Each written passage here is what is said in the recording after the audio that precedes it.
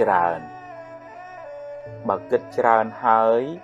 នាំឲ្យអ្នកបានចម្រើនគិតទៀតចុះតែបើគិតទៅ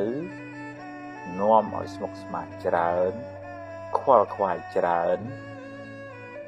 កាត់វាខ្លីៗខ្លះទៅធ្វើសិនទៅបើខុសចាំគិតទៀតអ្នកគ្មានសមត្ថភាព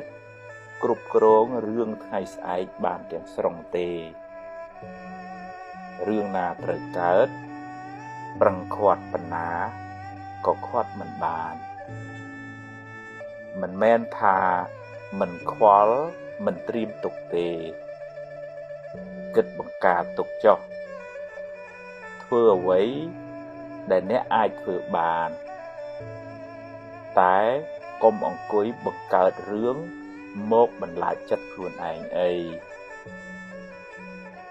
ប្រឹងធ្វើឲ្យអស់ពីសមត្ថភាពក្នុងថ្ងៃនេះ